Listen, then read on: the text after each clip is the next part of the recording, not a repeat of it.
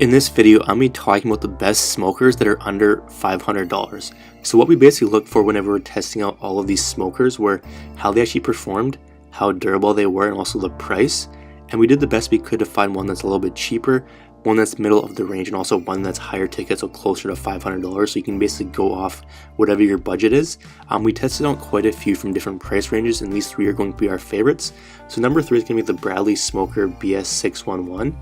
And this is the very first smoker I bought, and I still have it to this day, and it's been nothing but awesome. It's not overly expensive, and it's not going to break the bank pretty much as long as you take care of it. It's going to last for quite a while. I've been reading some reviews and stuff about people saying that certain things happen, and it's pretty much the case with any smoker. But if you don't take care of it, then it's not going to last very long. I've had this for years. I take really good care of it, and it's lasted, right? So just as long as you're willing to take care of the stuff, it's generally going to last for a long period of time. But it's pretty simple to use, and once it's set up and running, it requires very little maintenance to keep things going. Obviously, you have to come back and check it every now and then, but that's pretty much about it. Okay, so pros, the temperature knob makes it really easy to set the right temperature. It works great for smoking both like meat and cheese, so like any type of meat pretty much, or like cold stuff as well. It works really good. It produces some of the best flavors I've had. Okay, so cons, you're probably gonna have to check the temperature every now and then and make sure that it's right, because sometimes the heat can go a little bit lower or a little bit higher than you want, so you have to kind of check in and make sure that everything's right. And then you'll also have to empty out the water bowl. Depending on how long you're smoking, you probably have to empty out a few times. Obviously it's not a huge deal.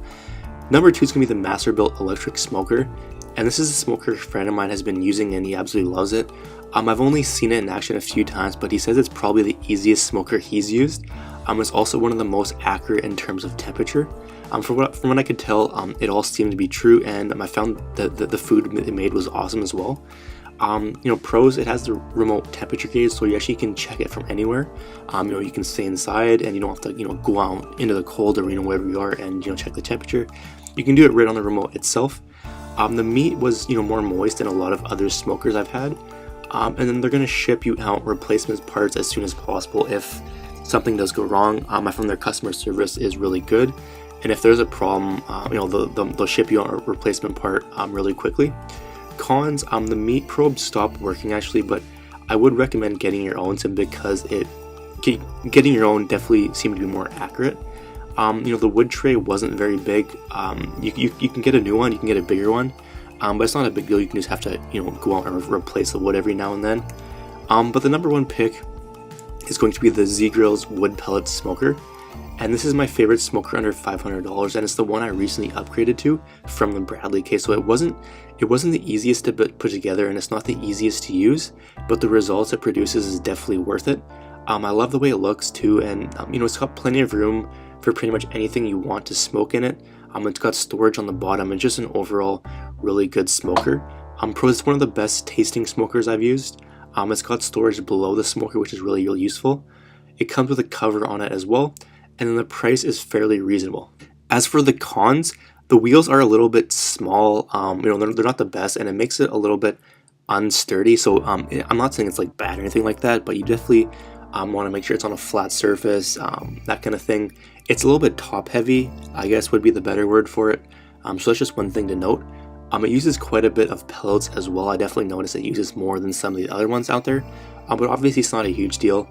And then it might take a little bit to dial in the temperature. So I definitely noticed it wasn't the easiest to use, but once you get the hang of it, it was really easy, really consistent. But it might take you a couple uses to actually dial in and understand how it's going to work. But if you are interested in checking out any of these, or you want to check out the current price, I left links down below. At the time of the video, those were the cheapest places we could find each of the smokers, so you can go ahead and check those out if you want to go ahead and do so. And if you have any questions, leave a comment down below. I'll get back to you as soon as we can. And I will just mention our monthly giveaway, so if you want to enter into our monthly gear giveaway, all you have to do is subscribe to the channel and then comment giveaway down below. Simply do both and you'll be automatically entered. Right, so that's going to be it for the video. Hope you enjoyed, and we'll see you in the next one.